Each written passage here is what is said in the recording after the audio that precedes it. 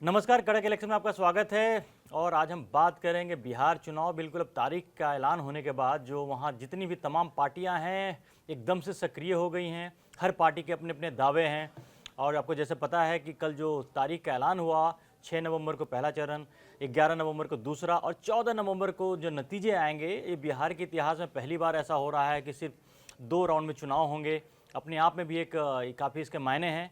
कई सारी चीज़ें ऐसे हो रही हैं। अब अचानक जैसे ही चुनाव की तारीखों का ऐलान हुआ तो अब तक जो तेजस्वी यादव तो थोड़े बैकफुट पर दिख रहे थे, एकदम से जोश में आ गए और उन्होंने कहा है कि 14 तारीख को इतिहास लिखा जाएगा। अब क्या लिखा जाएगा, नहीं लिखा जाएगा, वो तो पहली बात है। लेकिन अभी तक प्रशांत, ये तमाम जो चीज़ें हो रही हैं, बातें दावे प्रतिदावे तो कोई इसमें नई बात नहीं है, लेकिन जिस तरह से ये तमाम जो चीज़ें चल रही हैं बिहार के अंदर में, अब तक चुनाव का ऐलान हो गया, तारीखों का ऐलान हो गया है, लेकिन महागठबंधन के अंदर तालमेल का ऐलान नहीं, कुछ कहीं से पता ही नहीं चल पा रहा है कि आपको ऐसा, मुझे तो नहीं दिखा है कि कोई कांग्रेस के बड़े नेता के साथ ऐसे तो लगातार अपने सरकारी आवाज़ पर तेजस्वी यादव कहने को मीटिंग कर रहे हैं महागठबंधन के दलों से, लेकिन ऐसा कोई कॉन्क्रीट होता नहीं दिखा जहां पर कांग्रेस कोई बड़ा नेता तेजस्वी यादव से मिला हो या तेजस्वी यादव किसी कांग्रेस से बड़े नेता से मिले हों। क्योंकि पेच जो है वहीं पे है, वहीं फंस रहा है, क्योंकि कांग्रेस और आरजेडी के बीच में बिल्कुल आमने सामने हैं दोनों। और कांग्रेस ने तो यहाँ तक ऐलान कर दिया था कि 37 सीटों के जो उम्मीदवार हैं ऐलान भी करेंगे, 74 मांग भी रहे हैं। तो अब ये जो, और वहाँ जहाँ तक दूसरी बात है, अगर आप इंडिया की तरफ अगर देखें तो उन्होंने अपने जो होमवर्क हैं पूरी तरह से सॉलिड करके रखे हैं। चुनाव से पहले एक सिग्नल दे चुके हैं कि भैया हम एक हैं, हमारे अंदर किसी तरह का कोई वो नहीं है। और लेकिन अब चुनाव की तारीखों के बाद अब तेजस्वी यादव, और इसकी सबसे बड़ी वजह ये है जो आपने तुलना की दोनों पक्षों की, जो सत्ता पक्ष है और विपक्ष है, यानी महागठबंधन और एनडीए की, उसमें सबसे बड़ा फर्क ये कि आखिर फैसले कौन कर रहा है, ये निर्णायक भूमिका किसकी है। अगर महागठबंधन में देखें तो बड़ा कंफ्यूजन है। महागठबंधन का कोई नेता ये नहीं बता पाएगा कि निर्णायक भूमिका किसकी है। वो कहेंगे कि हम सारे विपक्षी मिलकर के लड़ रहे हैं। बीजेपी की ओर से, जेडीयू की ओर से भले ही कहा यह जा रहा है कि एनडीए चुनाव लड़ रही है, लेकिन पता है सभी को कि निर्णायक भूमिका में कौन है। जिस तरह से अमित शाह ने अपनी मौजूदगी दर्ज कराई है और हर छोटी से छोटी चीजों पर गौर करते हुए वो बैठक कर रहे हैं, इसका मतलब है कि जो चाणक्य की भूमिका में है, फैसले वहां से लिए जा रहे हैं और सबकी सहमति इस पर है, क्योंकि असहमति वाली कोई बात अब तक तो सामने नहीं आई है। और ये एक बड़ा फर्क भी है। दूसरी ओर अगर हम महागठबंधन की बात कर रहे हैं तो आप कह रहे हैं कि कोई तालमेल नहीं दिखाई दे रहा है, और ये तालमेल ना दिखाई देना ही एक बड़ा बेताल उनके लिए बनता चला जा रहा है। क्योंकि अभी तो मुख्य तौर पर कांग्रेस और आरजेडी, लेकिन दोनों की ओर से जब बात ये आएगी कि हम सत्ता में आएंगे तो फिर सत्ता पर सबसे ऊपर ताजपोशी किसकी होगी, इस पर ही एक सुर नहीं है। और ये बिहार की जनता के कानों में पहुंच चुका है कि आखिर इस पर सहमति कांग्रेस की नहीं है और आरजेडी की तरफ से स्वयंभू घोषित हो चुका। वही, वो तो पहले भी, वैसे इसमें नया कुछ भी नहीं है, क्योंकि तेजस्वी यादव पहले भी अपने आप को सीएम कैंडिडेट घोषित कर चुके हैं, लेकिन बार बार पूछने के बाद भी जो कांग्रेस के नेता हैं इसको मानने के लिए तैयार नहीं, अभी तक एक्सेप्ट नहीं किया है। और अब चुनाव में कितने दिन रह गए, 1 महीना का टाइम है। 1 महीने में अगर आप 1 महीने के अंदर में, अब जब सोचिए कि इस तरह की बात है, जब मैसेज एक तरह से होता है कि बिगुल फूका जाता है, चुनाव की तारीखों का ऐलान होने के बाद आचार संहिता लागू हो जाता है, तमाम जो चीजें होती हैं। और जिस तरह से चुनाव आयोग की तैयारी है इस बार बिहार को लेकर, वो अपने आप में अनप्रेसिडेंटेड है कि पहले जो SIR को उन्होंने करा करके जो मतदाता सूची के अंदर जो उन्होंने कहा भी है, इलेक्शन कमीशन ने कहा भी है कि जो वहां जितनी खामियां हैं उसको दुरुस्त कर दिया गया, बीमारी को खत्म किया गया है। यही अपने आप में बहुत बड़ा मुद्दा है, क्योंकि इसके पहले विपक्ष लगातार हमले कर रहा था SIR को लेकर के। अब वो भी, उसमें भी चुनाव आयोग सफल रहा। चुनाव आयोग की भूमिका इस बार बिहार को लेकर के, और आपको थोड़ा याद दिला दूं प्रशांत, यही चुनाव आयोग था जब लालू यादव की तूती बोलती थी, एक जमाने पे अपने राजनीति के पिक पे थे, इसी चुनाव आयोग ने, TN सेशन ने वहां पर बिहार में कैसा चुनाव कराया था। वहां से उसके बाद जो आरजेडी की जो है ना, वो घड़ी नीचे की तरफ ग्राफ आना शुरू हो गया था। यानी कि अगर बिहार में चुनाव को बहुत सही तरीके से कराया जाए, निष्पक्ष तरीके से कराया जाए, तो वहां नतीजे हमेशा अच्छे होते हैं। और ये पास्ट में भी ऐसा हुआ है, और इस बार भी चुनाव एक बहुत कॉन्फिडेंट दिख रहा है कि जिस तरह से 6 तारीख को पहला, 11 को दूसरा राउंड है और 14 तारीख को नतीजे आ जाएंगे। और जिस तरह से चीज़ें अब दिख रही हैं वहाँ पर, अब बीजेपी ने तो कह दिया कि हमारे तो भाई नीतीश कुमार सीएम हैं, और कहीं कोई कुछ वो नहीं है। नीतीश कुमार ने भी आज तक कभी कुछ किसी तरह से कोई एक भी नेगेटिव बात बीजेपी को लेकर नहीं बोली है। और आपने जैसा कहा कि बीजेपी को, तो बीजेपी के हर छोटे बड़े नेता आप कहीं भी देख लीजिए, खबरों में बने हुए लगातार अग्रेसिव हैं, अपने अपने क्षेत्र में जा रहे हैं, काम कर रहे हैं। मीडिया से बात कर रहे हैं। लेकिन अब यहीं पे आप देखिए तो जब आपको विपक्ष के जो नेता दिखेंगे वही पुरानी बात, एसआईआर में गड़बड़ हो गया, वोट चोरी हो गई, और तो ये चुनाव में जनता यही देख रही। देखिए, चुनावों का फैसला जब सरकारें पलटती है, गिरती है, विपक्ष सत्ता में आता है, तो उसकी सबसे बड़ी वजह आती है कि एक नया भयंकर बड़ा मुद्दा चुनावी मैदान में उतर गया। लेकिन बिहार में अगर कोई जनता पूछे या कोई भी चर्चा में पूछे कि बड़ा और भयंकर मुद्दा कौन सा आ गया, एक मुद्दा भी नहीं है, तो ये विस्फोटक मुद्दा अब तक नहीं आ पाया है। अगर रोजगार की बात हो रही है, महंगाई की बात हो रही है, तो ये इसकी तो श्रृंखला लंबी है। ये तो हर चुनाव में हमेशा से होता कहा है, जा रहा ये है तो कि एक टेम्पलेटेड होता है। जो रोजगार मिल रहा है इससे ज्यादा मिलना चाहिए, जितनी महंगाई है इससे और कम होनी चाहिए। ये तो चुनाव का दूसरा पक्ष हो गया है, तो ये तो हमेशा से जुड़े हैं। लेकिन कोई ऐसा बड़ा मुद्दा जो जिसके सरकार के दम पर खिलाफ हो, सरकार पलट दी जाए, सरकार के खिलाफ हो, ये मुद्दा कोई भी स्थापित होता हुआ बिहार में फिलहाल नहीं दिख रहा है। और अब जबकि चुनाव शुरू हो चुका है, चुनाव की तारीखों का ऐलान हो गया है, इससे पहले ही मुद्दे सेट कर दिए जाते हैं। मुद्दे तो 1-2 महीने पहले सेट होते हैं उसके जो, और ये जो प्रशांत कह रहे हैं, देखिए इस बात को मतलब समझिए कि जब किसी सरकार को हटाना होता है तो विपक्ष एक ऐसा मुद्दा लेकर के आती है जो सरकार को हिलाने के लिए काफ़ी होती है। लेकिन अब तक सरकार को हिलाना तो दूर, बल्कि मैं तो ये कहूँगा कि अगर अभी कोई अपोजिशन की भूमिका में कोई दिख रहा है जो ज़्यादा दमदार तरीके से मुद्दे उठा रहे हो, प्रशांत किशोर हैं। हो सकता है उनकी 5 सीटें भी ना है चुनाव के बाद, मैं भी इस बात से बिल्कुल अग्री करता हूँ। लेकिन विपक्ष की जो भूमिका होनी चाहिए मुद्दे उठाने के लिए, जितने अग्रेसिव विपक्ष को होना चाहिए, वो मुद्दे सारे प्रशांत किशोर उठा रहे हैं। वो इंडिया के नेताओं पे लगातार हमले कर रहे हैं, उन्होंने डिप्टी सीएम पे हमला किया, लगातार वो जिस तरह की बातें कर रहे हैं वो दिख रहे हैं। लेकिन जो विपक्ष है, मेन विपक्ष है, जो कि चुनाव के बाद अब पता नहीं दावा करते हैं क्योंकि सरकार बनेगी, वो अभी तक विपक्ष की भूमिका से बाहर होते दिख रहे यही हैं। सबसे बड़ी वजह दिखाई दे रही है कि विपक्ष के लिए, यानी मुख्य रूप से आरजेडी के लिए एक बहुत बड़ा मौका था, यानी सीधे सीधे तेजस्वी के लिए बहुत बड़ा मौका था। क्योंकि यह साफ माना जाता है कि बिहार में एक वर्ग विशेष, एक जाति विशेष या समुदाय विशेष बड़ी तादाद में आरजेडी के लिए स्टेक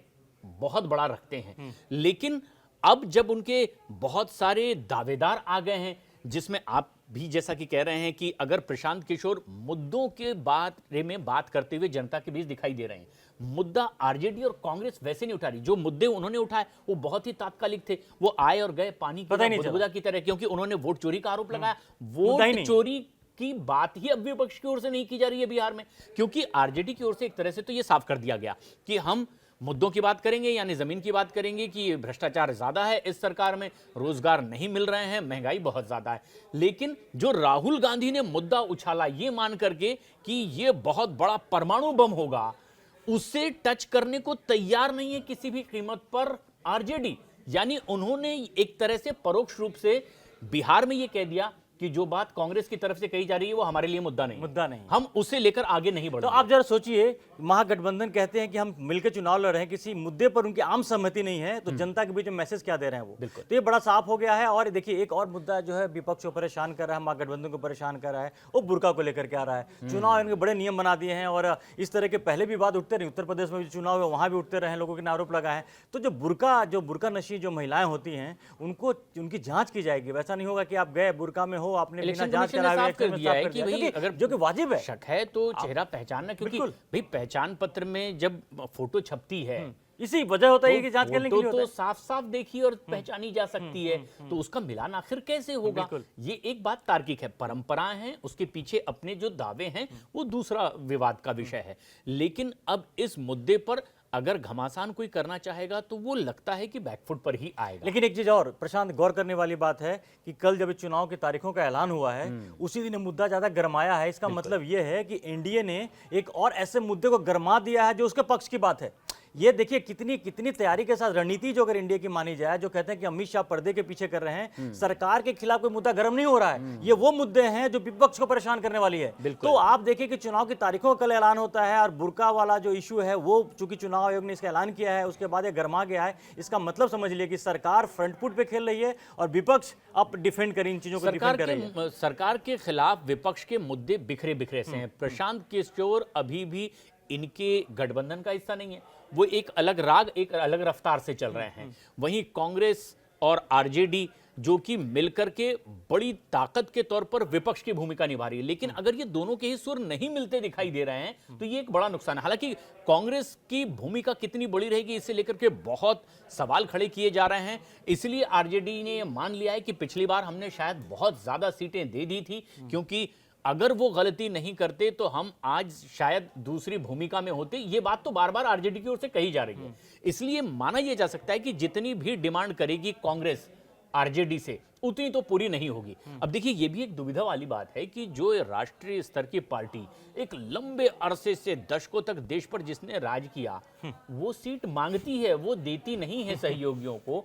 राज्यों में ये भूमिका अपने आप में एक बड़े सवाल हाँ, भी खड़े करती है। ये अच्छा ही आपने याद दिलाया कि आप अगर आप बाकी दूसरे राज्य में जहां कांग्रेस मजबूत है, बिल्कुल। वहां जब इनके जो इंडी गठबंधन के लोग सीट मांगते तो वहां नहीं देती है कांग्रेस। लेकिन जहां पर वो कमजोर है, दूसरी पार्टियां मजबूत है, वहां अपने मनमाने तरीके से वो मांगते हैं। ये बात तो बड़ा साफ है कि देखिए, किसी भी तरह से मुझे लगता है कि आरजेडी वगैरह ने इनको 40 सीट पे निपटाने का जो प्लान बना रखा है, और मे भी हो सकता है 50 मांग रहे होंगे। अब क्या है तो बात की बात है, ये इसमें कहीं वो चीज़ें नहीं आ रही। लेकिन मुझे लगता है कि कहीं ना कहीं पर चूंकि कम्युनिस्ट पार्टियों में और आरजेडी के अंदर एक अंडरस्टैंडिंग बन गई है, बचा है कांग्रेस। तो मुझे लगता है कि मिला जुला कर इन्होंने कांग्रेस के लिए जो सीटें छोड़ी होंगी वो छोड़ और दी ये होंगी। बात तो कांग्रेस के जो नेता हैं, जो दिल्ली से जाते हैं, प्रभार संभालते हैं, ये साफ तौर पर उन्होंने संदेश दे दिया कि अगर हमें पूरी सीटों पर चुनाव लड़ना पड़ा तो हमें तैयार रहना चाहिए। हम आवेदन मंगवाएंगे हर सीट से, भले ही अंतिम मौके पर अगर समझौता हो गया उतनी सीटों पर चुनाव, लेकिन तैयारी पूरी। इसका मतलब ये कि हमें फर्क नहीं पड़ेगा, हम गठबंधन में आए तो क्या हशर होगा, और नहीं भी आए तो कम से कम अपनी ताकत तो परख लेंगे। क्योंकि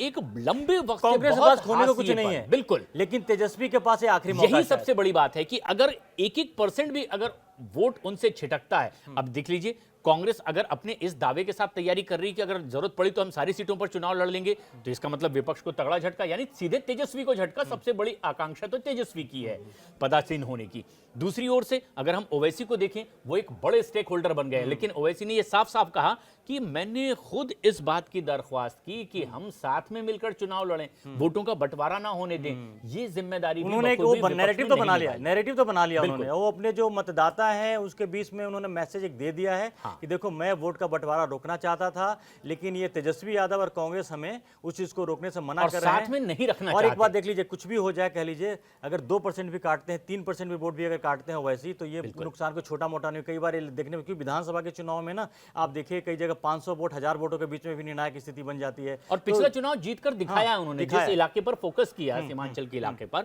वहां उन्होंने अपनी सीट्स निकाली हैं। बाद में अगर वो फिर चले गए आरजेडी में, ये तो सियासत का हिस्सा है, तो उन्होंने कहा कि अब ये क्या बदले वाला चुनाव होगा कि अब इस बार हम कुछ इतनी ताकत दिखाएंगे कि वो हाथ लगाने से भी थोड़ा परहेज करेंगे। लेकिन बंटवारा तो हो ही गया, चाहे मुद्दों का बंटवारा, चाहे विषयों का बंटवारा, और इसका असर सीधे वोटों के बंटवारे पर पड़ता है। इसका मतलब साफ है कि विपक्ष को जिस मजबूती से एक साथ एकजुटता से लड़ना चाहिए था, वैसी तस्वीर जनता को बिहार में नहीं दिख रही है। और वो साफ दिख रहा है कि जब चुनाव के बिगुल के बाद तो ये होता है कि आप जनता के पास सीधे जाते हो कि हमारे ये मुद्दे हैं, हम इस मुद्दे पर हमें वो बनाओ। लेकिन ये दावे सिर्फ जो तेजस्वी यादव कर रहे हैं कैमरे पे तो कर रहे हैं, लेकिन जो उनकी तैयारियां हैं उसमें कितने सारे जो प्रॉब्लम्स है वो हमने डिस्कस किया, बताया है। और याद रखिए, इस चुनाव में अगर किसी इंडिविजुअल का सबसे बड़ा स्टेक है तो तेजस्वी यादव का ही है। उनके लिए करो या मरो का चुनाव है। अगर इस बार अगर ये चुनावी नतीजे उनके पक्ष में नहीं आते हैं तो उनके राजनीतिक भविष्य पर एक बहुत बड़ा क्वेश्चन मार्क लगेगा, जो उनके राजनीतिक करियर को माने ना माने बहुत बुरी तरह प्रभावित करेगा।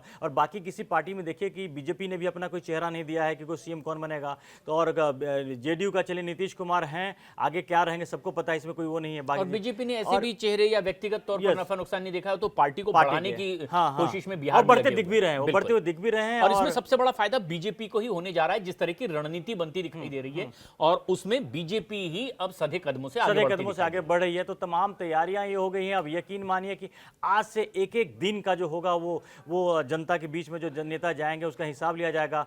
मैसेज बड़ा क्लियर, हम आपको लगातार कड़क इलेक्शन में बता रहे हैं कि बिहार में जो चुनावी समीकरण हैं वो किधर झुकते दिख रहे हैं, किसके पक्ष में ना पक्ष में। हमारा ये नहीं बता रहे कि चुनावी नतीजे क्या होगा, लेकिन जो ग्राउंड रियलिटी है उससे हम आपको अवगत करा रहे हैं। अगर आप भी कुछ और किसी के बारे में जानना चाहते हो, कुछ ऐसी स्टोरीज सुनना चाहते हो बिहार चुनाव से संबंधित, तो हमें बताएं, मैसेज करके हमें बताएं, हम तमाम जानकारियां आपके लिए लेकर के आएंगे। और अभी तक आपने कड़क को सब्सक्राइब नहीं किया है तो जाकर सब्सक्राइब जरूर करें। फिलहाल के लिए धन्यवाद।